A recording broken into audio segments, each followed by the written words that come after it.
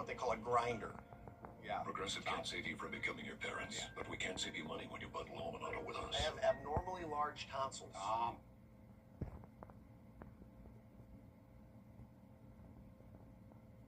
From Augusta, breaking news. We continue to follow breaking news live at 5 as the search intensifies for a missing 4-year-old girl in Aiken County. You're looking at Javiah Harris, missing now for nearly 24 hours. Your Brett Buffington is standing by live as multiple agencies, including the FBI, are now on the ground looking for her. Now, the Aiken County Sheriff's Office says Javiah was last seen on Hillsborough Street and Ridgecrest Road just before 9 last night. You're taking a look now at that area. Investigators say that she was wearing pink Minnie Mouse pajamas, Crocs, and has pink braided hair. News 12 was first on the scene last night when Javiah was first reported missing. We saw four-wheelers, dozens of officers, and a canine unit searching the area. Brett, what's happening there from the scene?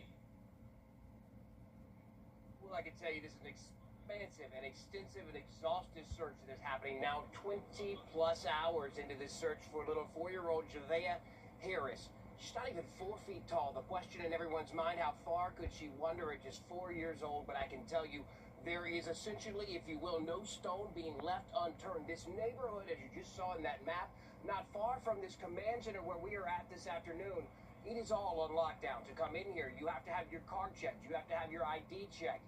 To leave here, the security even tighter.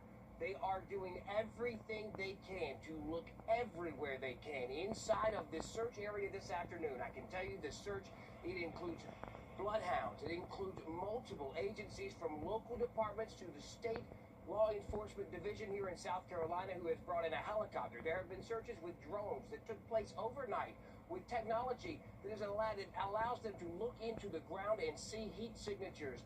That happened overnight as officers went door to door, waking people up at 2 a.m. this morning, asking if they had seen this 4-year-old little girl. I want to bring in Sydney Hood. Sydney, you've been here throughout the day. You were here on the ground first last night.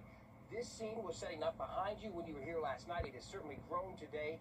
Certainly the agencies have grown, but you haven't been in this neighborhood where she was last seen. Exactly. When you talk about how this parking lot has filled up within the last 20 or so hours, seeing the multiple local agencies coming in as well as state agencies and the FBI as well. But as Brett was saying, people are doing everything that they can to try and find Javiah Harris. They are also asking whoever they can any sort of questions to give them any possible leads or tips to find this 4-year-old little girl. I spent most of my day in the Shiloh Heights neighborhood watching as FBI agents and SLED agents went inside houses, questioning neighbors. Like I said, just trying to get any and all information that they can find to give them any sort of leeway to get closer to finding 4-year-old Javiah Harris. Because again, as we've mentioned this entire time, she is about 40 pounds and she's about 3.5 feet tall. So a very small little girl out there by herself as multiple law enforcement agencies are working tirelessly to try and find her and bring her back home to her family. That is what the Aiken County Sheriff's Office told me their primary focus is right now is finding Javiah and bringing her back home to her family. And like I said, we've seen a lot of boots on the ground as law enforcement agencies have been walking these various side streets like Pipeline Road, which is right beside me, trying to talk to neighbors, trying to talk to any cars that are passing by. And we've also got eyes in the sky as the SLED helicopters are up in the sky, and the Sheriff's Office has put their drones up in the sky as well. So a very intensified search, Brett, as the hours go on and we get closer and closer to that 24-hour mark when she was last reported. Cindy, I know this is one thing you've been out here throughout the day. It is hot. It is humid. Really active there. The Weather Center is going to talk about the temperature and the heat, the elements that this little girl is just 4 years old. You think if she is out somewhere, she obviously would have to be scared. Out somewhere in these elements, she has to have been dealing now with these same elements these searchers are dealing with. It's hot. You can tell I'm sweating, and you've been out here throughout the day. Talk back to that part, being in there in the neighborhood. You saw investigators there questioning people. They were questioning neighbors, just trying to find out any sort of information, like did they see JaVale walking in the street, for example. And I spoke to some of those neighbors as well. They said that they did not see her, and they were describing the neighborhood for me just so I could get a better understanding of the scene here. And a lot of the neighbors told me that they tend to keep to themselves and that they don't really branch out as often. But you certainly saw a lot of neighbors sitting on their front porches today as law enforcement was going door to door, like you said, all day today and all throughout the night. One neighbor told me that the FBI was knocking at her door at 3 a.m. this morning to search her yard, search in any spot that a child would possibly be hiding in, so a bush or a shed or anything that's in these people's backyards. So a lot of questions for neighbors right now, and a lot of neighbors who are worried right now. One of the things that just stood out to me there is that the FBI here on the ground as early as 3 o'clock last night. Something else was when you were leaving here, as we traded out crews overnight, one of the things that stood out was how quickly they began this search, locking down this search area. You were searched, you and your photographer leaving here last night. Yeah, you mentioned the roadblocks, so to speak, that they have set up here. Just different crews looking inside cars, making sure that JaVale is not in any of these cars that are passing by, or just questioning the neighbors who they live here, if they're just passing by, just trying to get, like I said, any sort of information that they possibly can. And the sheriff's office has said this multiple times that no detail is small. That's why they've opened up their tip line. They have a number that you can call with any of those tips. That's on our website, wrdw.com. If you know of any information, look for this story there. But again, just law enforcement trying to find any sort of nugget information to guide them in the right path. City Hood here with us this afternoon, was here live last night at 11, breaking the details of this story as he started here, as this command center was setting up. I want to go back into the FBI being here, talking with our sources this afternoon. With the FBI, I can tell you that they are certainly here assisting with this search. But when the FBI gets involved, just like SLED, they are starting to ask that question, if this could possibly be something more than just a search for a toddler that wandered off, that has to be in the back of the mind of these searchers who are here this afternoon and working to try and find this little girl. Of course, all hopes, and we are told that this is still very much a search effort, but as you heard Sydney's reporting there, they are asking questions in this neighborhood, trying to find anything that they can, any detail. She just said it, no detail too small this afternoon, as they try and find this 4-year-old missing little girl, last seen at 8:30 last night. Meredith Will, it is hot out here where they are searching. Yeah, and of course, little kids' bodies do not process and handle heat the same way that an adult body does, so it's even more dangerous for someone her age and her size. This is starting to become more of an urgent search as we inch up closer to that 24-hour mark, and you can see how expansive that search has now become. Brett, we appreciate your coverage out there. We will keep checking in with you. Any kind of update, too, we will bring it to you right here live on air. And this is important to mention, too. Just in the last hour, the Aiken County Sheriff's Office announced a tip line. If you or anyone you know has any information that could lead to finding JaVale. Yeah, that number is on your screen now. That is 803-502-5200. If you live nearby to the scene, you can also help by searching your property and your property only for anywhere that this young child might be hiding. Playground equipment, sheds, anywhere that you might think that she could have access to. She's tiny. She weighs about 42 pounds. Check anything and everything. Again, there is a tip line. You see it there on your screen. We'll also have that number online at wrdw.com.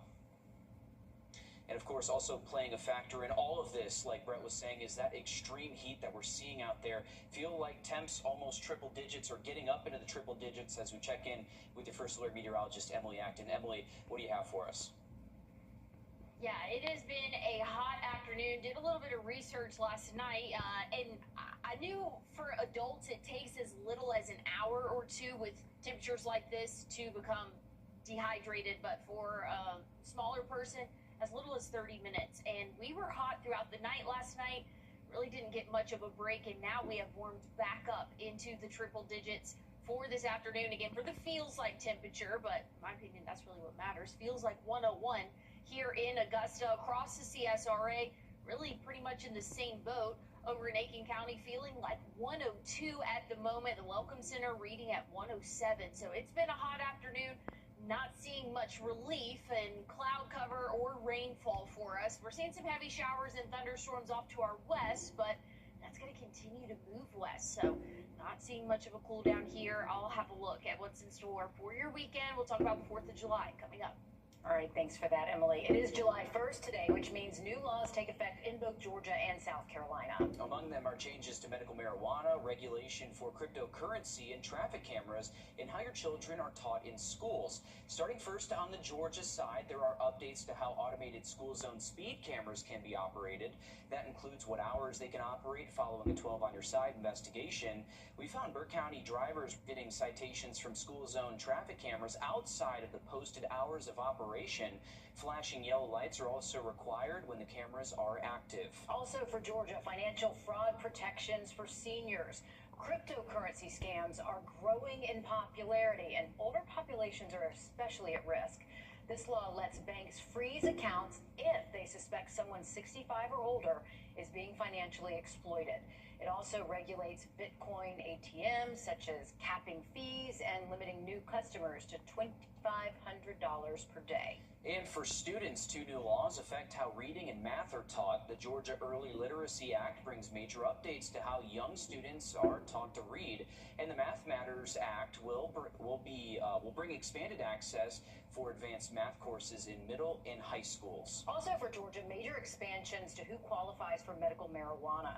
Your State House reporter Abby Kasoris will have more on that live at 5:30. For the South Carolina side, the Smart Heart Act is a major step for South Carolina schools. It requires each public school to be ready for cardiac emergencies, both by having a plan in place and having AEDs on site and within reach of athletic venues. It's a topic that hits close to home. In November of 2023, 13-year-old Monty Rouse collapsed on the court at Columbia Middle School. It was cardiac arrest, and he later passed away from his injuries. His mother is now an advocate for cardiac arrest awareness, highlighting how AED education and CPR training can help save lives. Emily.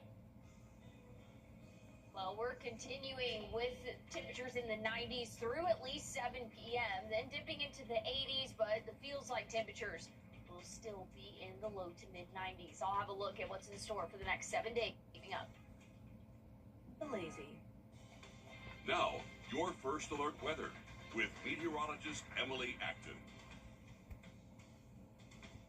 Well, we have a hot afternoon and evening for us with feels like temperatures around 100 degrees, even topping around 101 here in Augusta and Aiken as well. It's been a hot afternoon and evening, and we're going to continue that heat until at least sunset. We're staying dry at the moment, an isolated shower possible, but a severe thunderstorm watch just off to our west. Those storms are moving west, so kind of a 180 of what we typically see in terms of weather patterns here. So those storms are moving into the state of Alabama. Overnight tonight, we'll drop off into the low 70s, right around 71 for your morning low. If you have outdoor plans, outdoor chores, need to take your dog on a walk, try to do that really before 10 a.m. That's when the heat will really start to kick in for us, and we can expect to see those feels like temperatures get into the 90s before even the noon hour. So by the later afternoon, feeling as hot as 102 for your Thursday, Friday, 103, 104 Saturday, and we'll continue that heat for your Sunday and Monday of next week. And again, this is just the average of what this model is showing. The National Weather Service does have us even hotter for those feels like temperatures Sunday, Monday, feeling like 108, 107 for the start of the week next week. So looking at your 4th of July forecast, for the afternoon Saturday, we'll be in the upper 90s. Some spots could hit 100, but as we go throughout the night when most people might be enjoying fireworks, it's still going to be a hot evening. Not only are temperatures in the mid 80s, but we're going to feel like the low to mid 90s for us as we go throughout our evening. So just be prepared. Even though the sun will set, we are anticipating, again, those really hot temperatures for our weekend as we go throughout our Sunday night and into the work week next week. Isolated showers possible. We continue to follow the search for a missing 4-year-old girl live at 5. This is the view from near the command center for that search in Aiken County. Javea Harris has been missing since last night. around 8:45. And she was last seen on Hillsborough Street and Ridgecrest Road. Investigators say she was wearing pink Minnie Mouse pajamas, Crocs, and she has pink braids. As we speak, officers from more than a half dozen agencies, as well as the FBI, are currently on the ground looking for her. There's also a tip line set up for any information that you may have that may lead to her being found, too. Anything, no matter if you think it's small, that could help, please give them a call. We've got that number on our website. Stick with us as we work to learn more. First Alert Radar. We continue to follow the search for a missing 4-year-old girl live at 5. You're looking live at the command center. Javea Harris been reported missing since last night around 8:45. Much more coming. Rewards. Live from Augusta. Breaking news.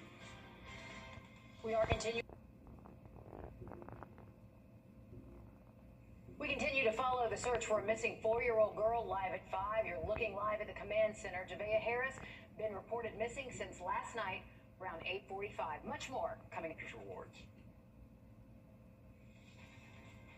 Live from Augusta. Girl live at 5. You're looking live at the command center. Javea Harris been reported missing since last night around 8:45. Much more coming. Rewards. Live from Augusta. Breaking news. We are continuing to follow breaking news live at 5 as the search intensifies for a missing 4-year-old girl in Aiken County. You're looking at Javea Harris, missing now for nearly 24 hours. Your Brett Buffington is standing by live as multiple agencies, including the FBI, are on the ground looking for her. The Aiken County Sheriff's Office says Javea was last seen on Hillsborough Street and Ridgecrest Road just before 9 last night. You're getting a look at the map here. You're taking, investigators say that she was wearing pink Minnie Mouse pajamas, Crocs, and has pink braids as well. News 12 first on the scene last night when Javea was reported missing. We saw 4-wheelers, dozens of officers, and a canine unit searching that area. And Brett, you're live there from the scene. What do you see out there? Well, I can tell you in the last 30 minutes we have watched as they put up a first responder cell phone-based tower here at this command center. If that's any indication of how long they are planning to stay here, it will be until they have answers in the question of where is 4-year-old little Javea. Behind me, there is a command center from SLED, from the Aiken County Sheriff's Office, one from the Lexington County Fire Department here as well, as they work to keep the search team hydrated. Officers here coming back to take breaks at this command center and going right back out into the woods and into the neighborhood where this search is centered this afternoon. You saw the map there just a few minutes ago. Take a look at some of the search video from the air, SLED, and a helicopter looking down as dog teams from the Bloodhound tracking team here in Aiken County, as well as deputies from even across the river in Richmond County now here joining this search this afternoon for this 4-year-old little girl believed to have wandered off at 8:30 last night. Some 13 minutes later, a 911 call, and that is what sparked this search overnight. I can tell you deputies here went door to door, and in reporting from Sydney Hood, the FBI on the ground here as early as 3 o'clock in the morning. They woke people up last night looking for little Javea, and today they are continuing that search. This neighborhood this afternoon is not somewhere you can freely travel. There are police checkpoints in and especially going out of here. They ask for your ID, they take down your tag number, and they check in cars here to get even to this command post anywhere in this area. This is a secured spot as they search for this little girl. Many people this afternoon are asking, why is there not an Amber Alert? I can tell you it's very specific, and these are guidelines even to come from SLED that require you to have a suspect description. There has to be a imminent threat to the child's life, and they have to know that there was an abduction. None of those things have been explained to us by law enforcement, and certainly from what they have told us so far, they still believe that this is a search for a little girl who could have spent the last 21 hours in the heat, in the woods, or behind a home here in this neighborhood where this search in Aiken County continues this afternoon. And Brett, I want to ask you real quick, looking at the scene there behind you, it looks like they have brought a big generator out there to hook up to some of their trucks and some of the mobile command centers that they have. Has there been any indication of how long this search will continue? It looks like they're setting up for maybe a night search or some lights overnight. what you're looking at behind me is actually AT&T and a system called FirstNet. It is for first responders, dedicated cell phone service and data here. Behind me, you can't see because of how our setup here, but there is a cell phone tower that was just extended, jacked up into the air, just like you would see a normal tower. It comes down to a satellite downlink. AT&T, a service that they use often in places where natural disasters have occurred. Here they are setting it up because of the amount of extra cell phone usage that is happening here as this surge continues. But if you're asking the question when, this will be a surge from all indications of law enforcement, now bringing in federal resources from the FBI and from the state, from SLED. This is a search that will go on, and I can tell you in other cases I've covered, until they have an answer to this question tonight, where is this 4-year-old little girl? Some good information there. We know that some of that technology has been deployed when Hurricane Helene, of course, this a much different situation, but one that's helpful for the first responders nonetheless. Yeah, still so many questions with all of this, Brett. We appreciate your coverage out there. We'll check back in the next half hour, too. And just in the last hour, the Aiken County Sheriff's Office announcing a tip line if you or anyone you know has information that could lead to finding Javea out there. It's on your screen now, 803-502-5200. Don't worry if you didn't have a pen and paper. This is online. If you live nearby the scene, you can also help by searching your property anywhere you think a young child might be hiding. Think playground equipment, sheds, just anywhere you think she might have access to. Again, the tip line is there on your screen. We have that number on wrdw.com, and it's also on our social media pages as well. And you have to remember, she's only 42 pounds, so she's small. She's a 4-year-old child, so she could have walked away potentially and then gone into a very small hiding place too. So again, anywhere that you may think that she may be, whether it's super small, a large space too, law enforcement wants you to check that. But also playing a part in this search, this extreme heat, you saw it with Brett there, that feels like temperatures are in the triple digits at this point, Emily. When can we expect some relief, or what are investigators and law enforcement having to deal with out there? Some very intense heat for us as we go throughout the next several hours. We'll continue to be in the 90s. Right now, sitting around 93, 94 across the area. Aiken, 94, again, right around where that search is going. But the actual temperature, in my opinion, not a big deal. The feels like temperature is a lot hotter right now. In Augusta, feeling like 101. But again, over in Aiken, feeling as hot as 103 to even 105 in spots. So it's been a very hot afternoon, and we're not going to get any relief until after sunset, and it's going to be a slow process. Last night, we were still feeling like the upper 80s, even low 90s around 10, 11 p.m. So it's going to take us a while to cool off. Overnight tonight, we will see lows dip into the low 70s. I'll talk more about what we can expect for the rest of the week and our weekend coming up. Thank you, Emily. For the first time, we are getting a look inside the new Augusta Arena. Interior framing is currently underway, and installation on 6 massive roof trusses will begin this month. And then next month, construction management says they'll be ready to reopen 7th Street to drivers. Liz Owens has more on the progress report and update. By the numbers, it's massive. 10 stories high, 900 feet long, 18,000 yards of concrete, 440,000 man-hours poured into one world-class arena built to put Augusta on the map. We're on schedule and on budget. That's the big thing for us. With the steel up, the crews are now turning towards the interior, bringing the inside of this building to life. Just all the bells and whistles that you get with a new arena. The premium experiences, the luxury boxes, the low seating, the concession options beyond a piece of pizza. But beyond the steel and concrete, this building is being designed to do something Augusta's old Coliseum simply couldn't. You know, they hang in lights, they hang in trapeze, they're hanging speakers. Just the weight of the shows was too much for our infrastructure. But this one will hold any show that you can bring to town. You know, plus any show, any event, any crowd that wants to come to this city. As far as timeline, we are targeting to have graduation. We are shooting for graduation next year, 2027, to be able to facilitate that for the city of Augusta, and we are looking at a final completion of the overall project in June and July of next year. The city says it's on schedule, on budget. It's going to be super nice. And what Augusta deserves. And on its way. In Augusta, Liz Owens on your side. Well, on schedule and on budget is something we all like to hear with this project. Great. It's a good sign. And coming to the Augusta Arena will, of course, be our own hockey team, the Augusta Lynx. Just earlier today, the team's Facebook shared their 15-month countdown until the puck drops. And with the building now NCAA eligible, the city can also bid on college sporting events for the first time. We're looking forward to that. Today, a new law goes into effect in Georgia, taking a major step forward for medical marijuana access. Supporters say it's about more than just faster relief. It's about qualifying more people than ever before to get a medical cannabis card. And starting today, dispensaries can sell raw marijuana called flower, as well as sell vapes to patients. As your State House reporter, Abigasaurus, explains, this makes a big difference in how fast the products take effect. Georgia's medical cannabis program is changing. For the first time, licensed dispensaries can sell flower and vapes, and the state drops the old 5% THC cap. I really started falling apart. Meet Ken Sass. He says pain has followed him for years. Surgeries, scar tissues, and medications that never really helped.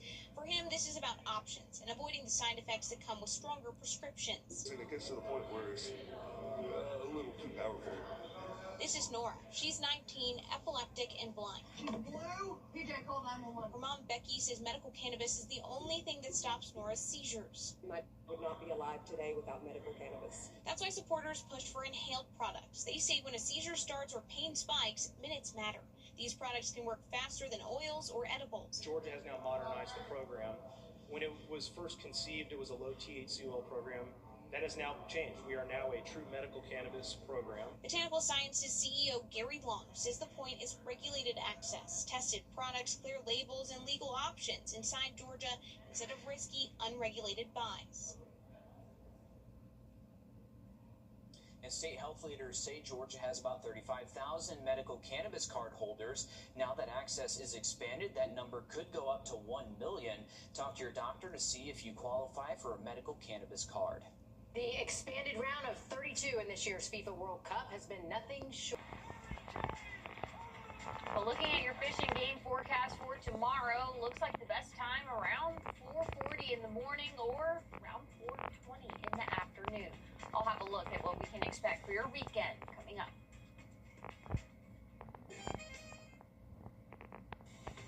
Now, your first alert weather with meteorologist Emily Acton.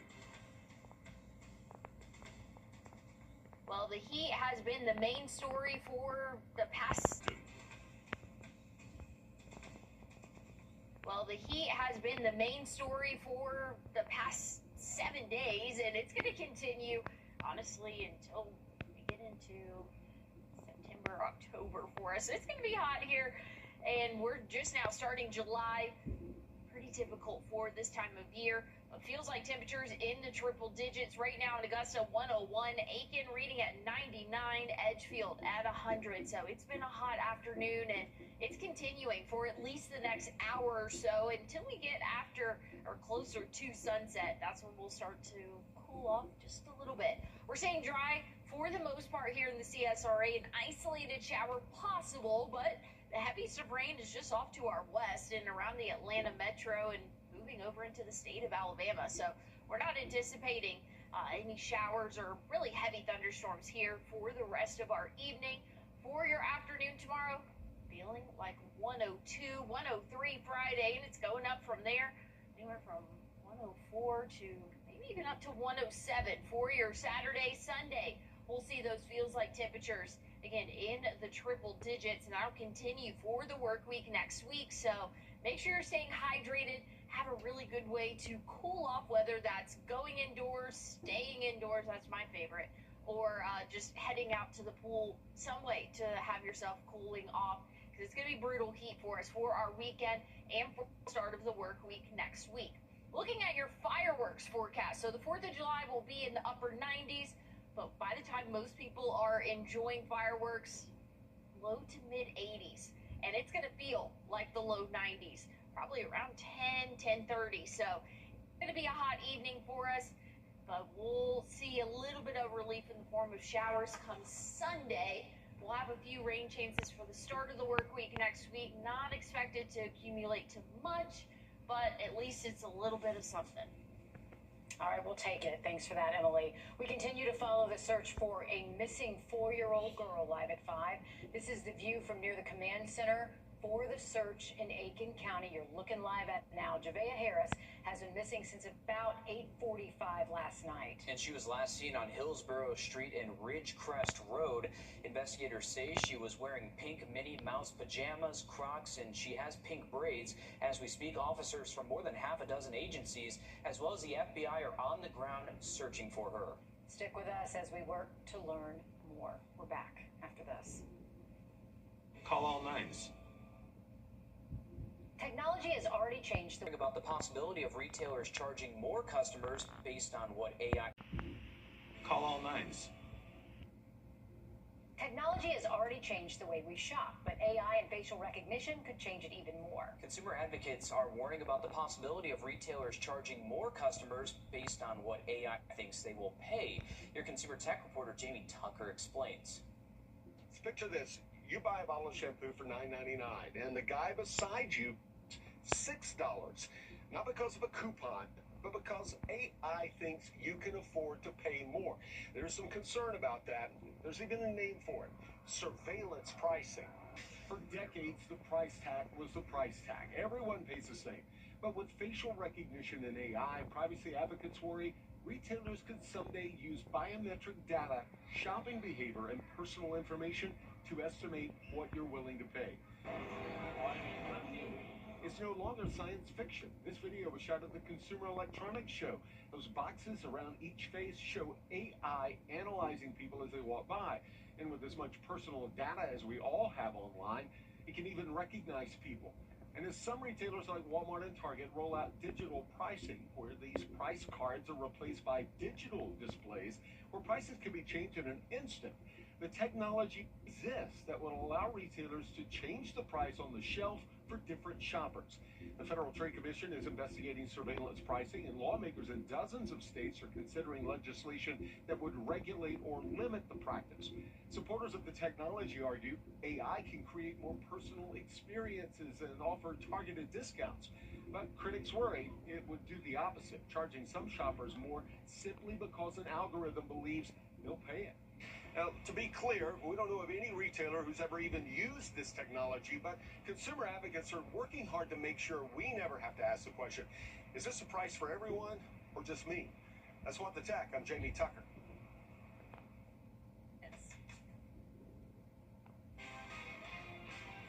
Breaking news live at 5, a Richmond County jailer is now booked into the same place she used to work. Authorities say Gwynedra Nelson is accused of bringing a brown paper bag of food and putting it in an inmate's cell. A Richmond County jailer is now booked into the same place she used to work. Authorities say Gwynedra Nelson is accused of bringing a brown paper bag of food and putting it in an inmate's cell. Authorities say they found out about this from video surveillance inside the jail. She's charged with violation of oath of office and making false statements in a government matter. The investigation into all of this is ongoing. As of now, there is no word that she has been fired. We'll have more coming up on News 12 at 6 o'clock. Emily? Well, we're tracking the heat for the next 7 days. Tomorrow, high temperature mid and upper 90s. We'll keep that for at least throughout the weekend. 97 for your Friday. The 4th of July, upper 90s, but feeling anywhere from 104 to even up to 107. So very hot 4th of July. Make sure you're prepared for it and hydrating now. That'll be very dangerous temperatures, and I know a lot of people will be spending time outdoors. Once we get into Sunday, our rain chances will start to increase for the later evening, but still a very hot afternoon. We'll dip into the low to mid 90s for the work week next week. All right, thanks, Emily.